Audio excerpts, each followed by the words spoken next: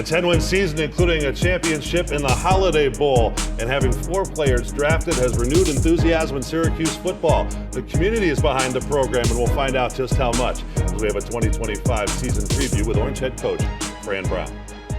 Hi, everybody, and welcome. We're inside the Lally Athletic Complex, along with the head coach, Fran Brown, getting set for his second season of Orange football as the head coach. I'm Matt Park. Great to have you along with us. Great to have some select donors and folks in the house here, Coach. And it's that time of year when the pads are popping, and we're excited about what's to come. Yeah, I'm excited, happy, thankful for the opportunity I got to coach the team again this year. Being able to be the head coach at Syracuse is an honor.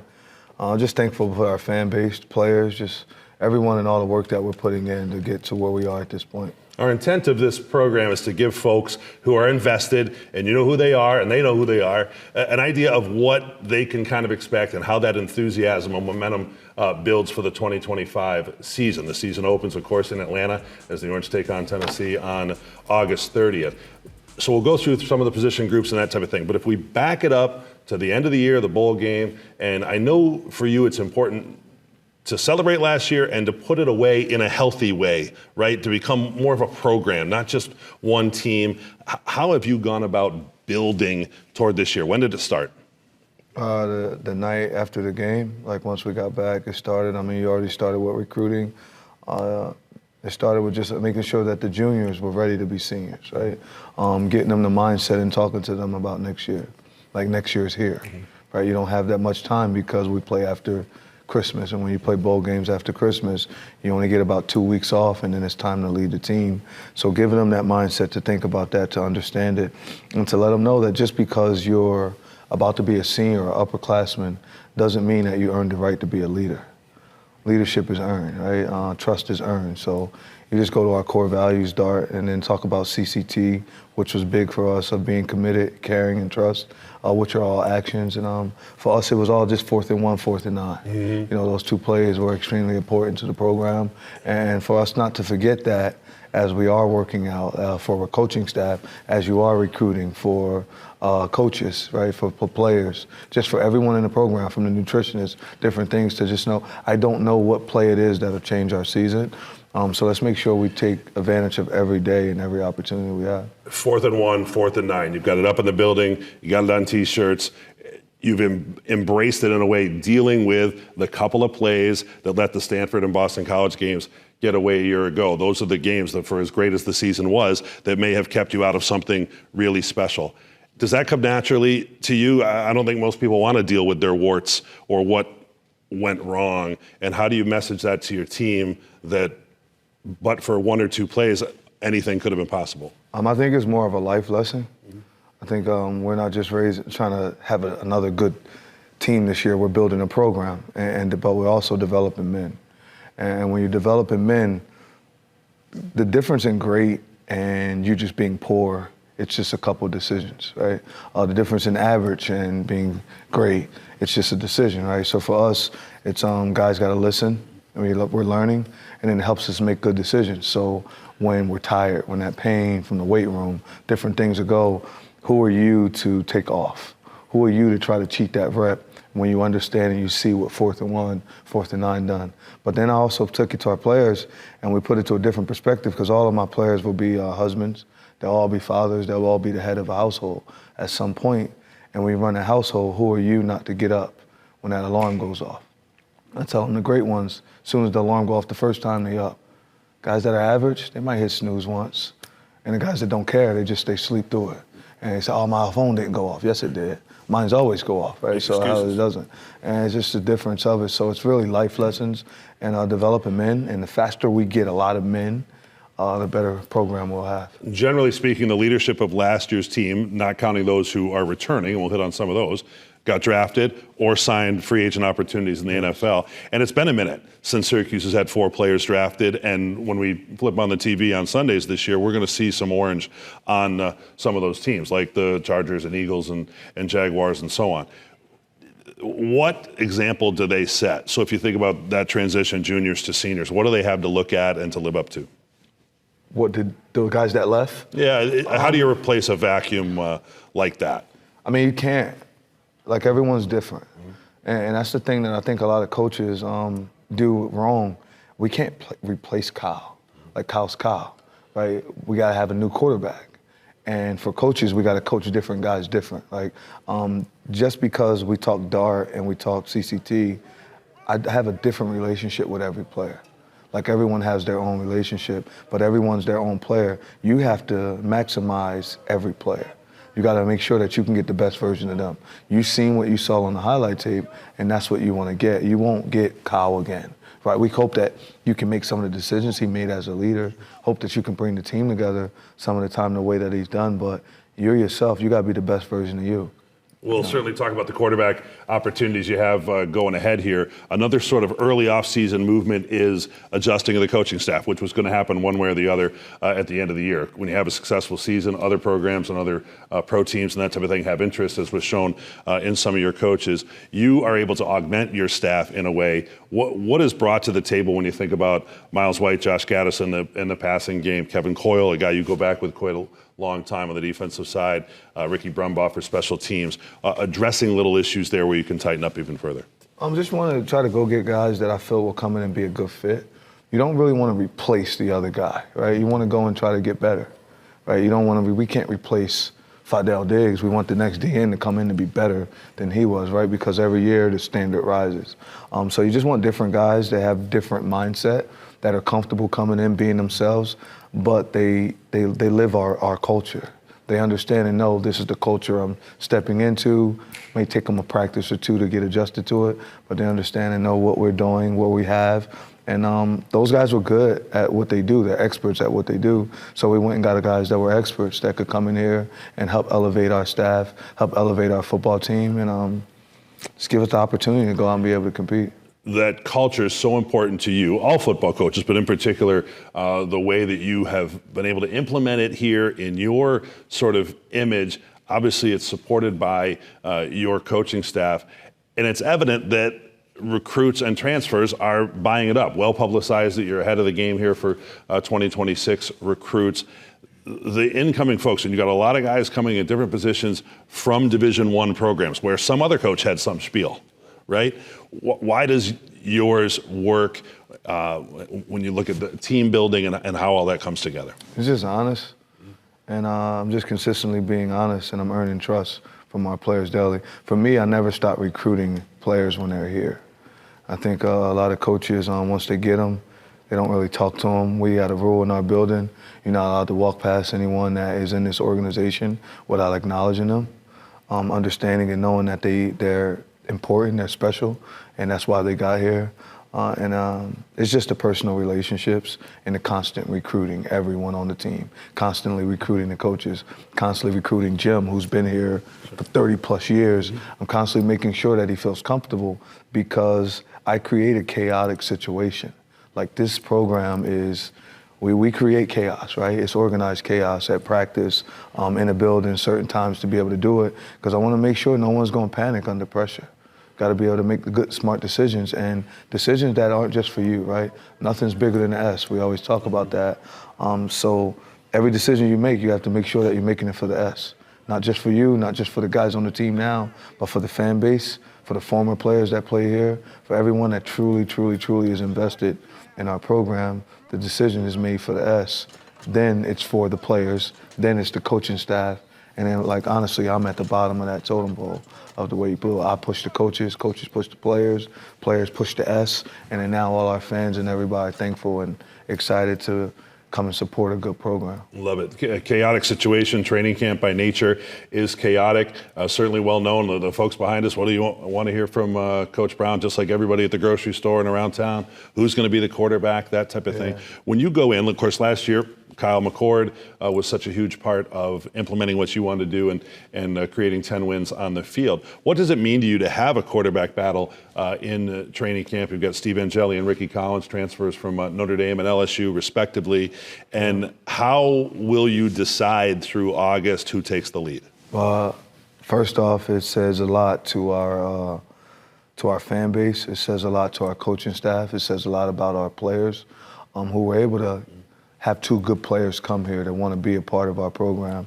So it says a lot to them first and foremost, but I'm thankful that I get an opportunity to have a quarterback battle, right? There's a lot of programs who would die to be in a position that we're in, to be able to have Steve and Ricky battling it out. After the second scrimmage, though, for me, I'm going to pick who's going to be the guy who's going to lead the team. And we're going to run with that guy. The other guy will be number 2 and just keep going. Steve's too good not to give him a fair opportunity to be able to come in and compete, but it'll be Ricky's spot to lose because he wasn't here, you know, and he got to work with us in the spring. And we got to see what Ricky can do.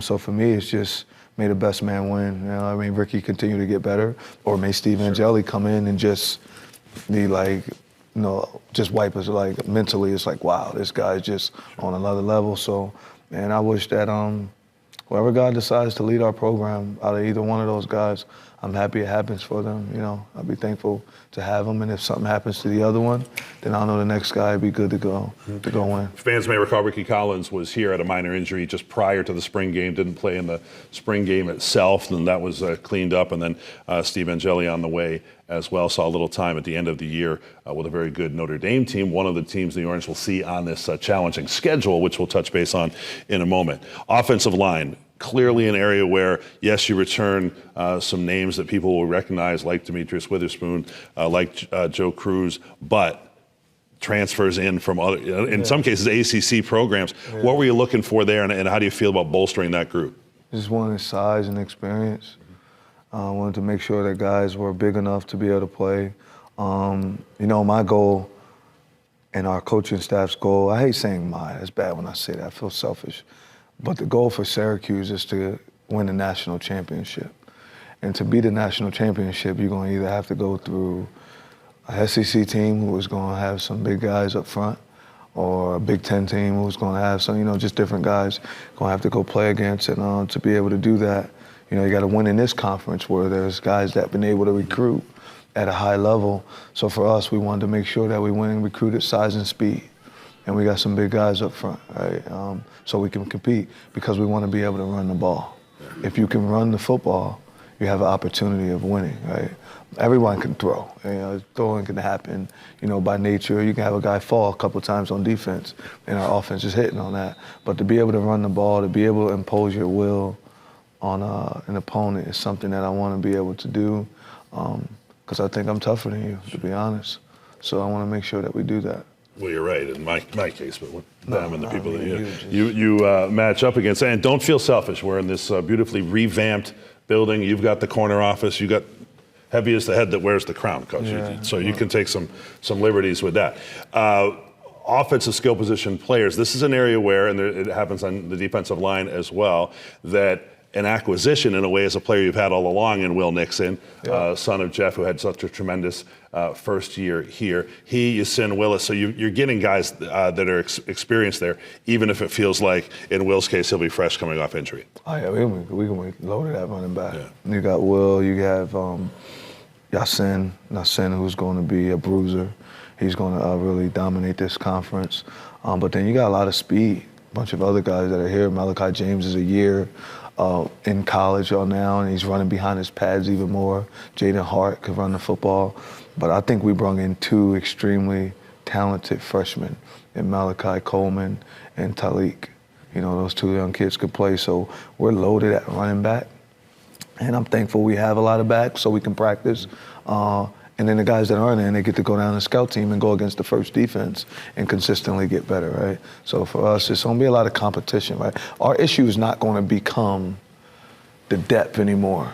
Our issue is going to be at the end of the year, other people trying to poach our players because they're not playing and they feel they can go somewhere else and play, or maybe I can make some more money. That's why you got to keep recruiting your team and pushing on them. Yeah, that brings in the business aspect of the program and nurturing what you're trying to do and feeling equipped out there, right, for the offseason and roster building, which I know is a constant work in progress. These offensive skill position players, veterans at tight end with Dan Villari back and kind of licking his chops. It was interesting to see. He's for gamers out there, he was the highest rated player on the CFB 26 game, which I'm sure is subject to some fluctuation and change. That'll bring a smile to his face. Yeah. Man, I'm so proud of him. Got the accolades. Yeah, I'm really proud of him. I'm really, he's come a long way just maturing, but his work ethic is second to none in the building right now. But he got a chance to watch Arande for a year, right? Was upset that I should be playing, I should do this too, I should get that, and then being able to see Arande work extremely hard. He left a mark on the tight end room that they understand and know, just shut up and work. Just shut up and work. Yeah. And those tight ends, Coach Johnson and Dennis Thomas, those dudes do a really, really good job. So I'm very thankful to have them lead that room. But Dan's, he's a guy that we really gonna follow this year, and you'll see a lot of. Yeah, former quarterback, great leader, natural leader, and honorable mention to Trimble and Clement in that group as well. On the outside, and we started to see this a little bit in the spring game, Coach, it looks like you have a gaggle, knock on wood, of bigger targets at wide receiver and on the perimeter. What has you most excited about that group? Coach Miles, just the way he's relating to him. We got some speed now. Yeah. We got a lot of guys that can run 10.5. I mean, you literally got 5 receivers that ran 10.5 or faster in high school. So it's a lot of speed out there. But we got some mature guys, right? Being able to get Jonte Cook come over with us, that helps a lot. Justice Ross Simmons was here, did a good job. Emmanuel Ross was here. Omari Hatchett is healthy now. He's getting an opportunity to play, and Jalen Hornsby a go. And we got some freshmen that are really, they're gonna push these guys, for some playing time. When Darian Williams, Boobie Johnson, Gabe Daniels, Big Lil Worm just came. Right, so there's a lot of guys that's going to push. Then you still got Wiggles, who was already here last year. Jameer Thomas, who's doing a good job. So it's just competitive, man. It's a competitive environment. There's a lot of guys in that room that can play. And then still Demetrius Samuels will be playing both ways. Right. So we will definitely keep a package for him. That, of course, hadn't been heard of for years and years until Travis Hunter at Colorado last year.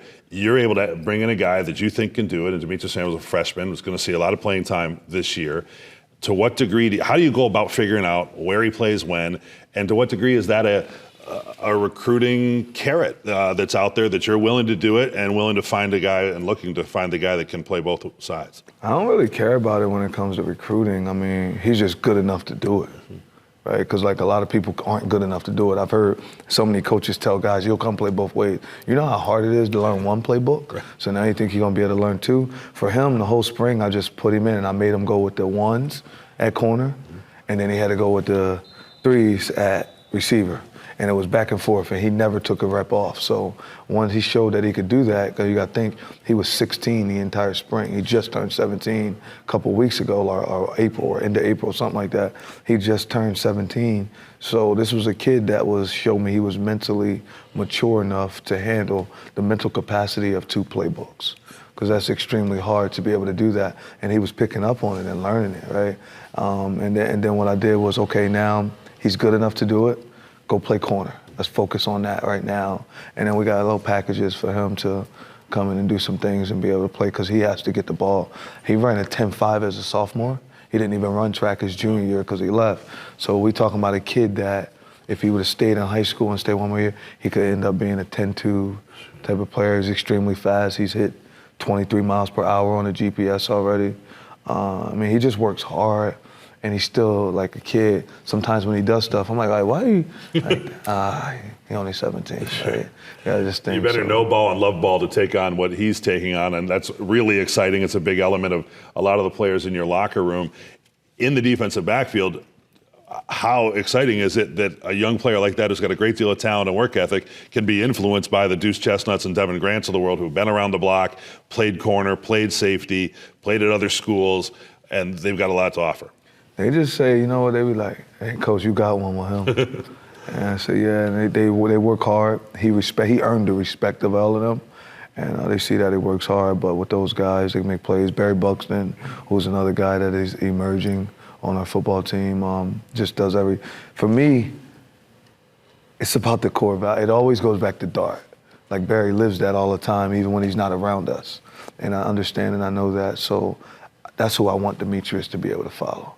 Right, I want him to follow those guys that are always doing, follow Dan Villari, follow Jack Stonehouse, being able to see that, and then that it just stands out more. But those other guys are really good players. They're leaders right now, and they've developed, and they're growing in leaders when it comes to Devin Grant, Deuce Chestnut, Cornell Perry's another kid that's emerging.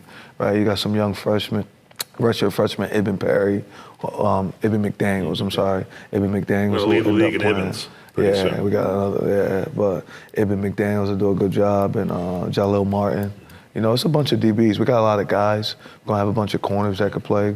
Greg Delaney's been here. Should help special teams, right? You have those guys on kick coverage too if they're not getting into special. Absolutely. Being able to bring Chris Pill here from Georgia meant a lot to do that because I got to recruit him there, and then had a chance to win the recruiting battle, I guess it was, to get him to come here. So that was good. Let's work back to front quickly on the defensive side. And at linebacker, that's where it's easy to see you got big holes to fill in terms of Marlowe Wax and Justin Barron, who were so impactful here over the last handful of seasons.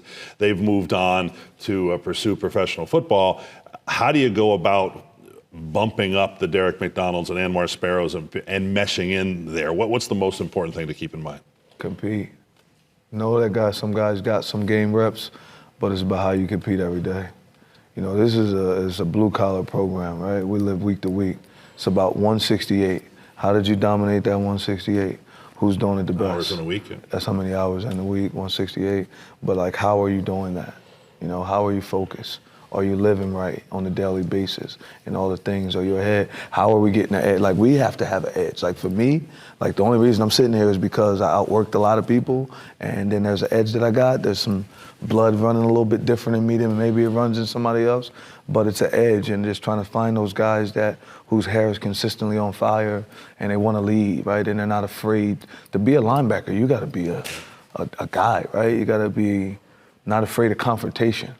Right, I talked to them the other day about Lawrence Taylor, Michael Jordan, Kobe Bryant, right? All these guys, they were all really, really good, but you know what happened? No one liked playing with them until they won them championships, and they pushed them. And they're gonna push you to be the best version of yourself.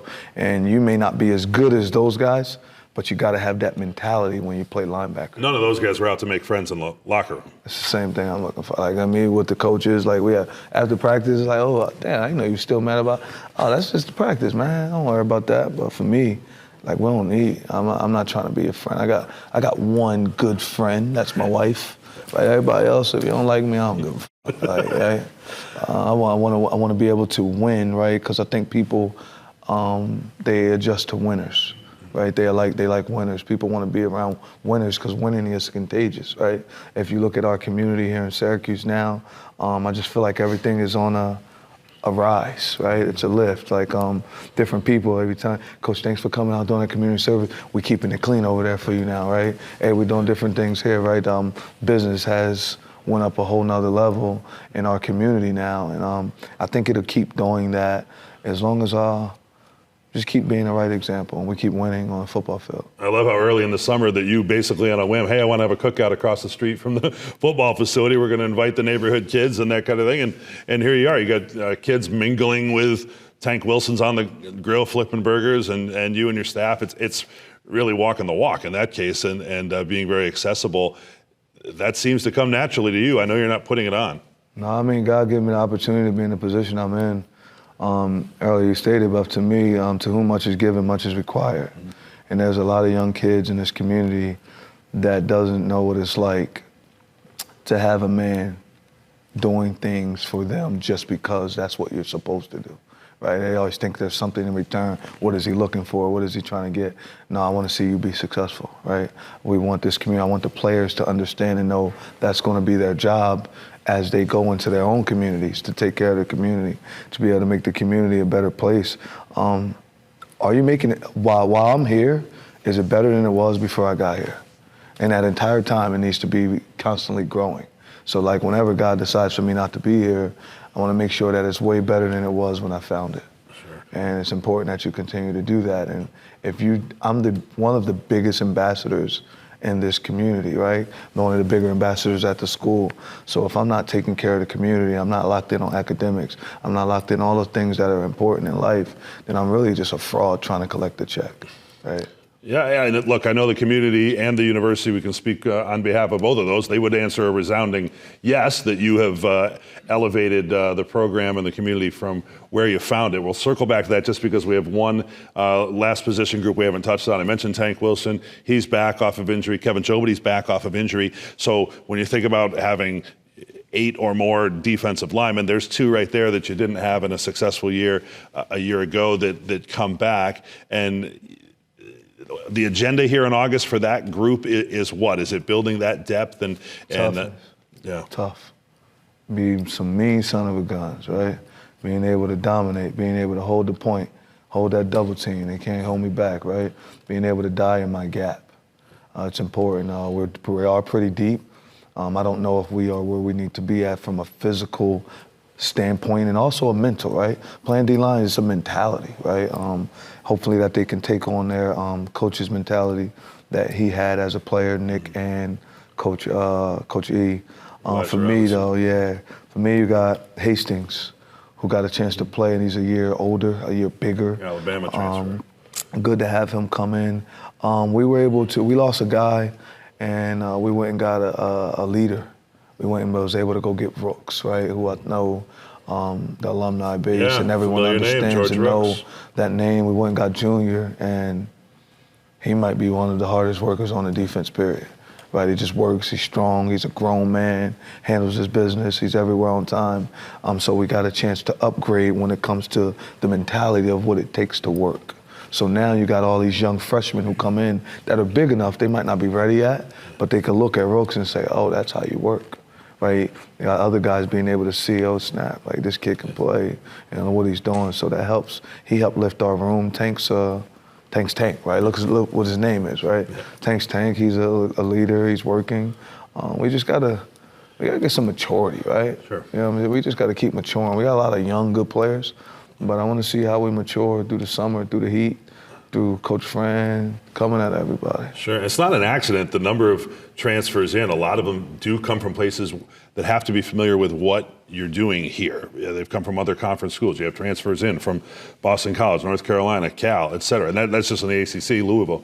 There's several of those, and that's not the only place you've gotten them in from, but they have something to share, I would think, about what's ahead. The other sort of, to some degree, it would be an elephant in the room. You look ahead at the schedule. For my money, it's the most challenging schedule on paper entering the season that Syracuse football has ever had. I know you don't really look at it that way, right? You think what when you see whether it's the road opponents or home? How do you make sense of it in your sort of one day at a time kind of approach?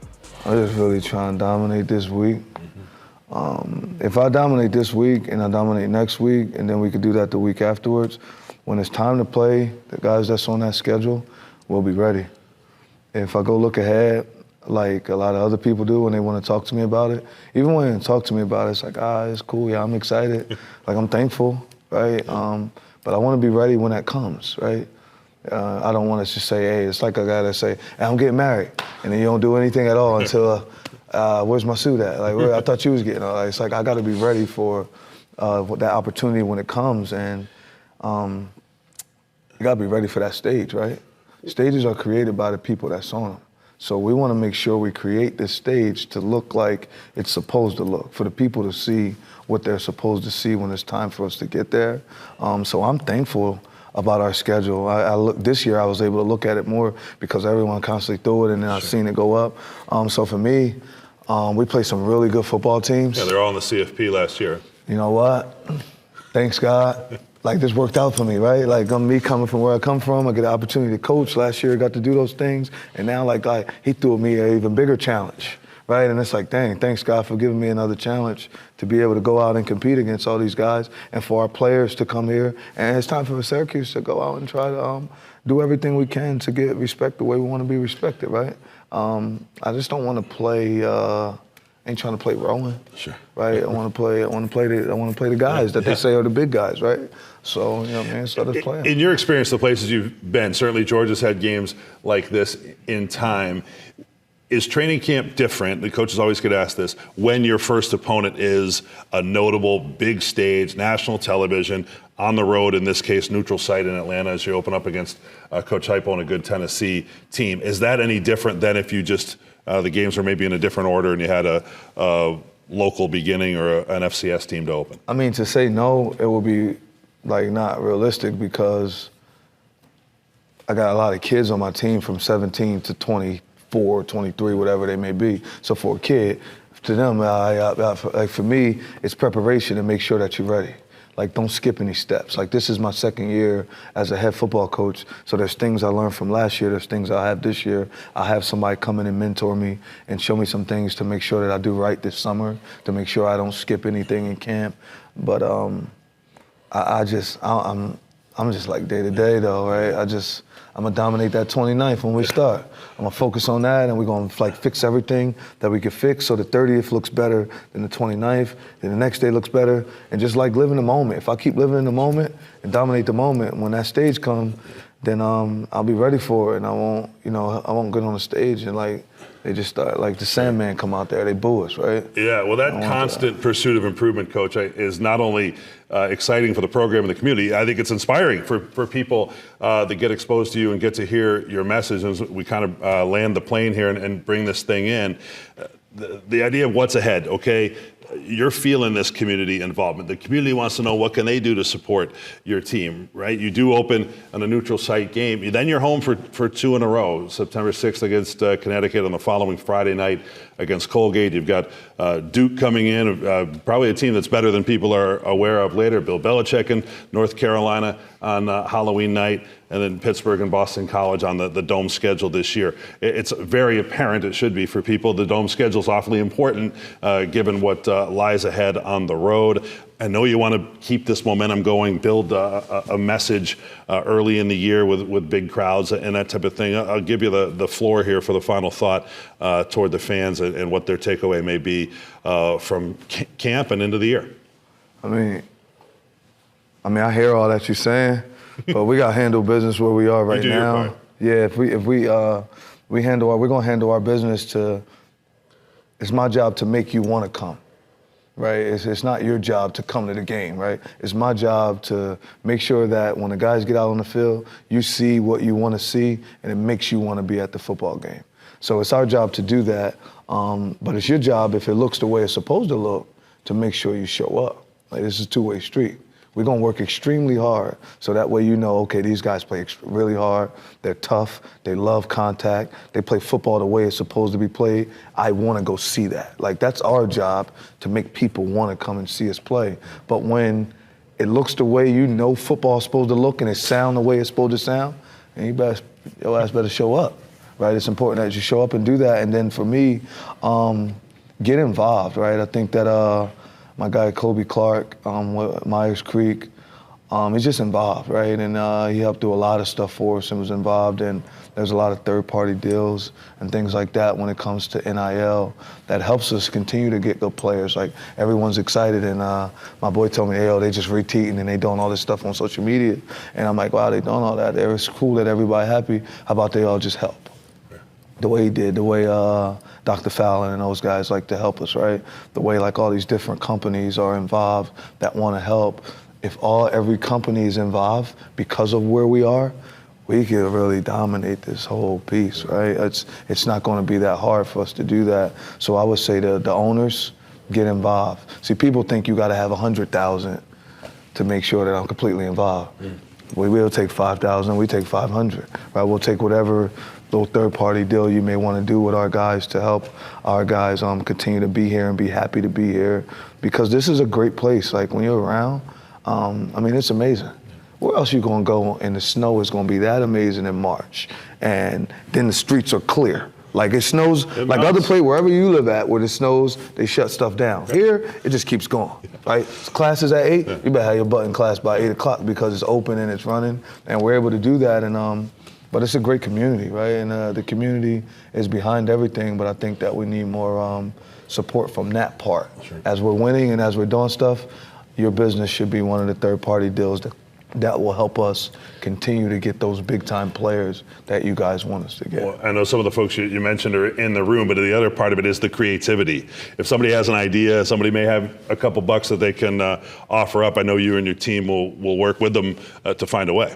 Yeah, absolutely. It's a little different. It's all types of things you can do, right? You might just want a guy to tweet, right? Yeah. You might want to say, hey, we only got $7,000. You think maybe a guy could come and do this commercial with us because this will help our business? Like, we're not here just for us to grow. Your business needs to grow. Let it grow through football, right? Like everyone gonna come and watch that. Everyone will see that. So if you can help it grow through that player that you may believe in, that you think, oh, this kid got it. I want to be the first guy to get with him and do certain things with him. That will help, right? I think that our CAF they do a really good job. So being able to link up with them, and then they'll put you in the right hands to mess with us. So then that way, everything will work itself out. All right, exciting stuff. Let's get back to it, okay? Be safe. That's Orange head coach Fran Brown. This guy is a hot ticket right now in all of college football. We're fortunate to call him ours here in Syracuse. Exciting stuff ahead. Can't wait to see everybody at the Dome throughout the year. The season opens on the road in Atlanta, one of 2 trips down to Atlanta this year, and then home for Connecticut and Colgate in September. Hope to see everybody there. Don't forget, Cuse.com/tickets.